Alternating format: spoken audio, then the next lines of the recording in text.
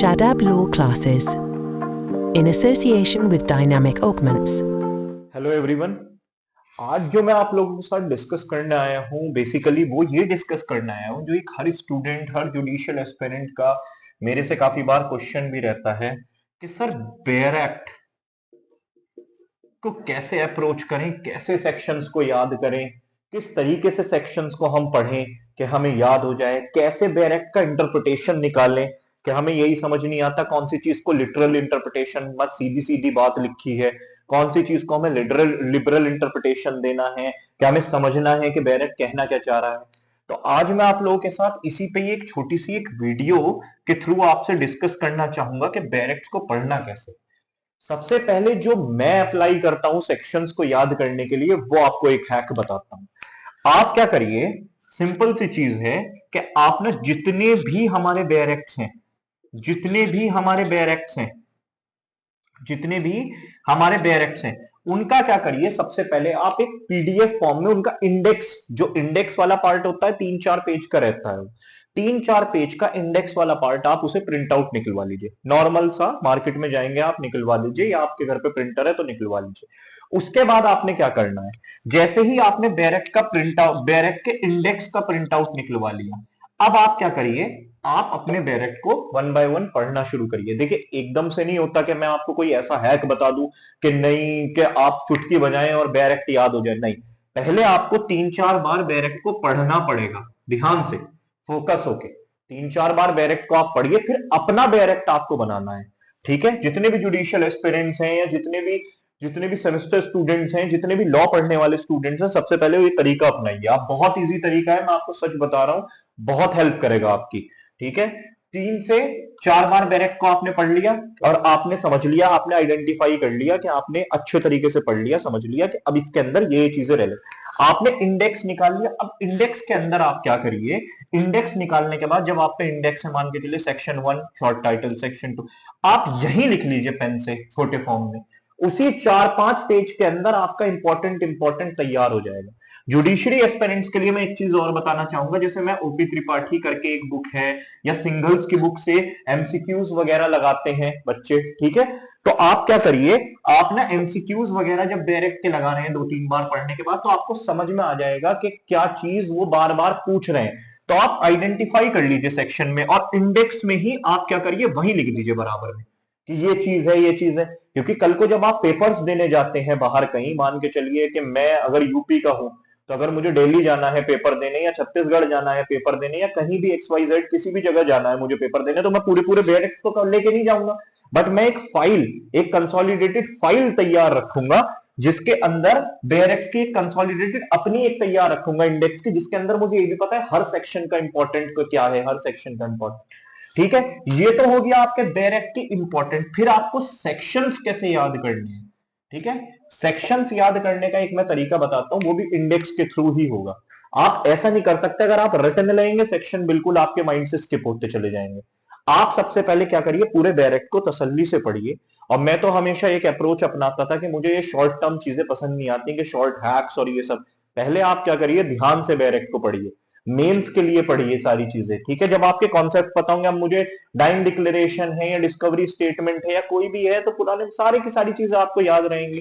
तो आपको ऐसे पढ़ना है। ठीक है, उसके बाद आप क्या करिए, ये वाला एक तो इंडेक्स वाला, इससे आपको सेक्शंस भी याद होने लगेंगे, बहुत इजी फॉर्म में आपको सेक्शंस। ठीक है, एक चीज है इतना मोटा बैरेक्ट, एक चीज आपको 3 पेपर के अंदर ही आपको कंसोलिडेट करके मिल रखी है, और उसमें भी आपने साइड में पेन से छोटा छोटा लिख रखा है कि क्या चीज इंपॉर्टेंट है, क्या चीज रेलेवेंट है इस सेक्शन की, इस सेक्शन की क्या चीज है जो पेपर में बार बार पूछी जाती है। पहली चीज तो ये हो गई। अब आते हैं हम दूसरी चीज पे। सेकंड चीज जो सबसे इंपॉर्टेंट है कि सर हम बैरेक्ट का इंटरप्रिटेशन ही नहीं कर पाते, हम बैरेक्ट को पढ़ भी रहे हैं, समझ ही नहीं आ रहा बैरेक्ट में क्या लिखा है। तो आपको कुछ वर्ड्स हैं, जैसे कि मैं आपको समझाना चाहूंगा, जैसे कि कुछ वर्ड्स हैं, जैसे कहीं पे मे लिखा है, शैल लिखा है, ठीक है, नथिंग लिखा है, नॉट विद स्टैंडिंग लिखा है। ठीक है, आप देखेंगे सेक्शन में मे शैल होगा, या फिर सेक्शन नथिंग से ही शुरू हो रहा है, या नॉट विद स्टैंडिंग से है। ठीक है, या फिर और क्या हो सकता है, प्रोवाइडेड लिखा है। बहुत होता है कि प्रोवाइडेड लिखा है सर सेक्शन के अंदर।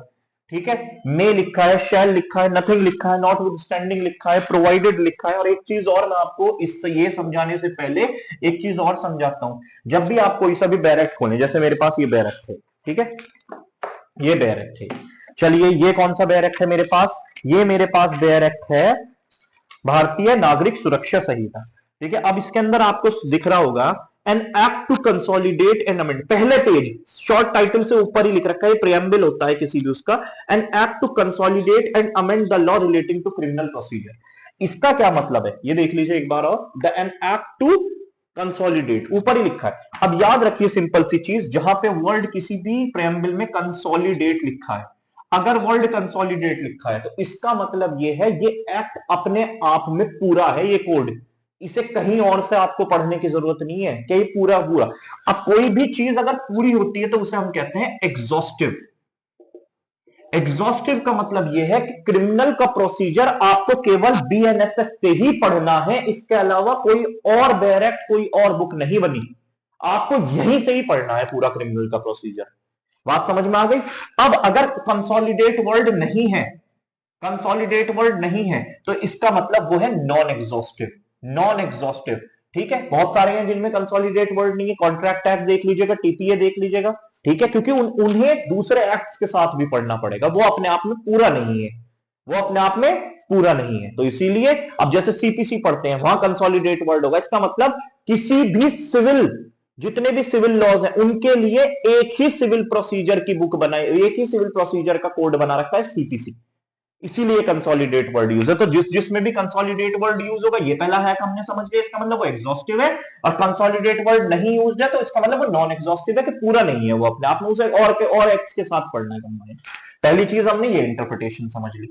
मे शैल का क्या मतलब है, अगर मे लिखा है तो it is the discretion of court, क्या मतलब कि कोर्ट में मतलब डिस्क्रिशन है पार्टी का, या अगर कॉन्टेक्स्ट समझना पड़ेगा, पार्टी के लिए में यूज है या कोर्ट के लिए, अगर कोर्ट के लिए में यूज है तो इसका मतलब कोर्ट का डिस्क्रिशन है, चाहे तो ये चाहे तो वो, ठीक है। जैसे भारतीय साक्ष्य अधिनियम में अगर में यूज है तो कोर्ट कोई भी एविडेंस को में, कोर्ट में, तो इसका ये मतलब हुआ चाहे तो कोर्ट आपसे ये कह सकता है इस एविडेंस को प्रूव करो, चाहे कह देगा हाँ मैं मानता हूं ये प्रूव्ड है।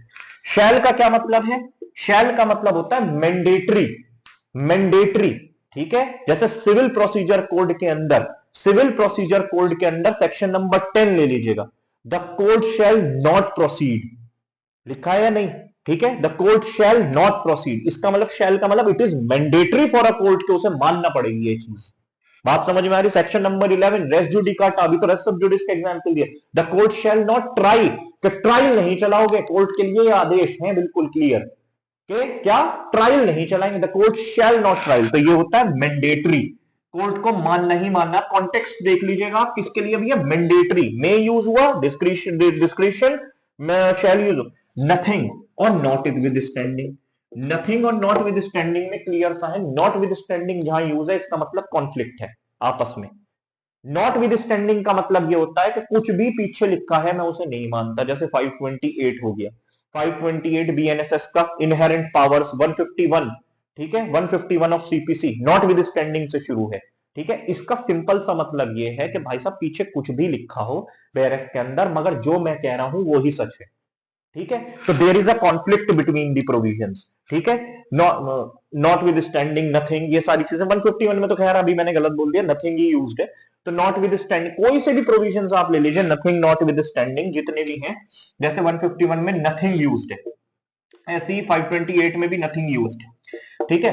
तो नॉट विद स्टैंड, नथिंग का मतलब होता है सेविंग क्लॉज, वो ये बात कह रहा है जो नॉर्मल कोडिफाइड प्रोविजंस है जहां नथिंग लिखा है कि भाई साहब पहले तुम ही रखो अपने आप को ऊपर, ठीक है, मगर अगर मेरी जरूरत पड़ी तो मैं आ जाऊंगा तुम्हारा सपोर्ट देने के लिए, क्या मतलब जहां पे प्रोविजंस इनसफिशिएंट पड़ जाते हैं, ठीक है। तो नथिंग क्या बात कह रहा है, नथिंग इन दिस एक्ट की ये बात कह रहा है, हार्मनी क्रिएट कर रहा है, ठीक है, कि मैं आ जाऊंगा फिर आपको सपोर्ट देने के लिए, ठीक है, ये होता है नथिंग, ठीक है, nothing in this code, nothing in this, ये सब लिखा रहता है। तो ये नॉट विद स्टैंडिंग का क्या मतलब है, कोई भी प्रोविजन अगर नॉट विद स्टैंडिंग से है वो क्लियर कह रहा है कॉन्फ्लिक्शन, कि पीछे कुछ भी लिखा हो मैं नहीं मानता, मैं जो कह रहा हूं वो सच है, वो मैंडेटरी हो जाता है एक तरीके से। नॉट विद स्टैंडिंग का मतलब कि जो लिख दिया पीछे कुछ भी लिखा हो और सेक्शंस कुछ भी कह रहे हैं उस बारे में, मगर जो मैं कह रहा हूं उसे मानना है।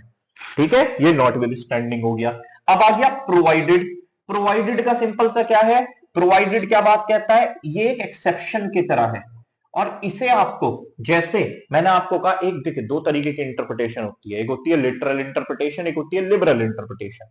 लिटरल का मतलब क्या होता है, जैसा है वैसा ही पढ़ना है, उसके अंदर कोई भी आपको अपना इंटरप्रिटेशन अप्लाई नहीं करना।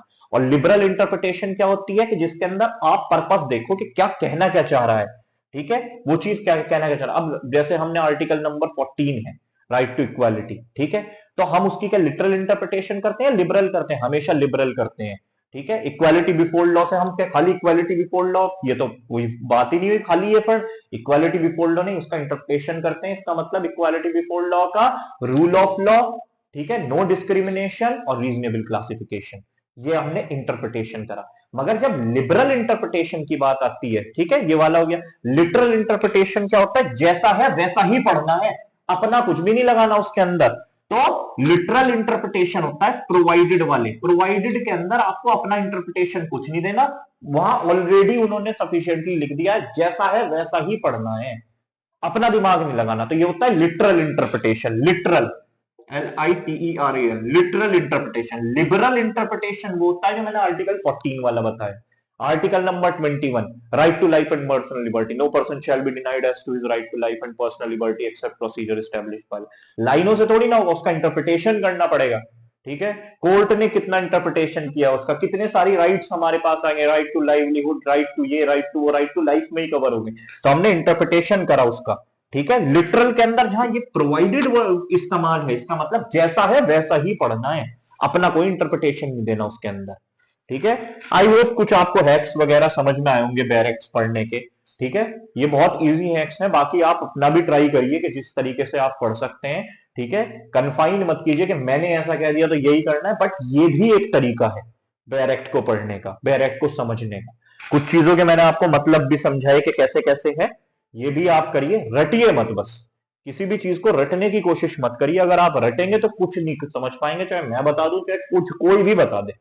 ठीक है, कभी नहीं समझ पाएंगे आप बैरेक्ट को। समझ के आराम से पढ़िए उसे, आपको खुद ब खुद याद होने लगेगी। और वो इंडेक्स वाला जो मैंने बताया वो प्लीज जरूर करिए, वो तो मैं रिक्वेस्ट भी कर रहा हूं आप करिए, आपको इतना फायदा देगा, आप खुद सोचेंगे कि हमें सेक्शंस यूं क्विकली याद हो रहे हैं और सारे सेक्शंस के मेन पॉइंट्स भी याद हो रहे हैं। आई होप आपको समझ में आई हुई वीडियो। All the best.